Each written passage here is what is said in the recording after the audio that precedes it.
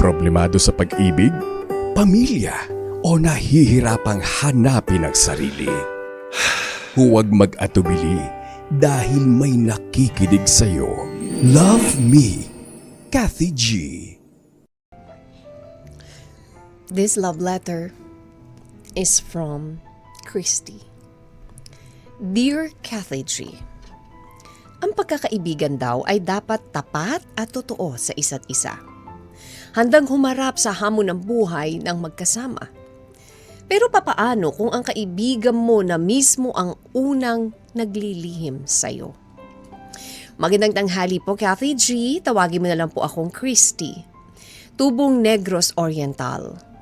Hindi po ako nakapagtapos ng pag-aaral dahil maaga akong namulat sa hamon ng buhay.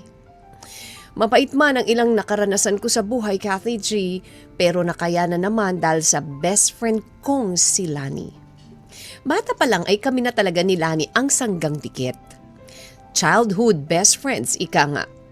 Nakasama ko siya sa unang iyak, sa pag-ibig, maging ang pagsabay sa pagligo ay nagawa na rin namin. Kumbaga wala na talaga kaming itinatago sa isa't isa. Ganon din naman siya sa akin. Kapag may nakakausap siyang bago, ako ang una niyang pinagsasabihan. Pero unlike sa akin, mas marami siyang naging kaibigan nung tumungtong na kami ng college. Gets ko naman, Kathy G. Mas outgoing talaga siya kesa sa akin. Hanggang sa dumating ang panahon na kinakailangan ko na mag-stop sa pag-aaral para magtrabaho. Hindi na kasi kaya ni Mama na suportahan mag-isa ang pamilya namin. Kaya wala akong ibang nagawa kung hindi tulungan siya. Naiintindihan naman niya, Kathy, ang sitwasyon kong yon. Pero dahil dito, may mga pagkakataong hindi na kami nakakapag-bonding. Kaya dati ay nakakapag-sleepover pa kami sa kanya-kanyang bahay.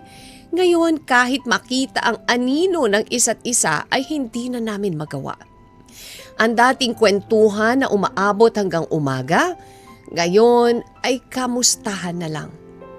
Parang nag-iba na ang mga priorities namin bigla sa buhay, Kathy. Nung ang isang araw, habang abala ko sa pag-check sa social media, ay bigla ko na lang napansin na hindi ko na nakikita ang account niya. Wala na rin siyang profile, wala na mga post sa stories. Nag-alala ko bigla dahil hindi naman ganun si Lani, Kathy G.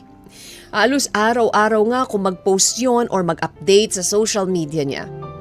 Kaya nakakapagtaka na bigla na lang siyang nawala. Agad ko siyang minessage tungkol dito at dumating na lang ang 3 araw ay wala pa rin akong nare-receive na reply.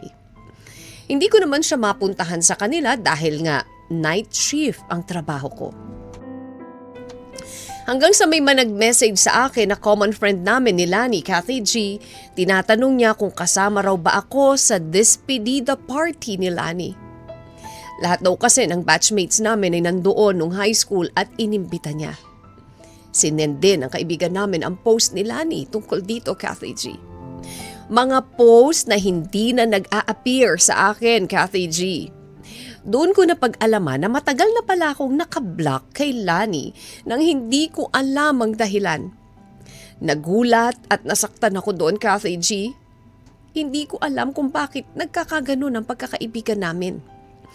Inalala ko bigla ang masasayang alaala na minsan na naming pinagsamahan. May nagawa ba talaga akong mali? Hanggang ngayon ay hindi pa rin siya nagre-reply sa mga chats ko. Hindi na ako halos makafocus sa trabaho sa nalaman kong yon, Kathy G. Dapat ko pa bang alamin kung anong dahilan ng biglang pag-cut off niya sa akin? O sapat na ba itong mga nalaman ko para tapusin ang kung anong namagitan sa pagkakaibigan namin? Kathy G, sana po ay matulungan niyo ako. Hanggang dito na lamang po at maraming salamat sa pagbasa ng aking liham. More power po sa inyong istasyon, lalo na po sa inyong programa. God bless us all. Lubos na humihingi ng payo at labis na nangungulila sa isang kaibigan.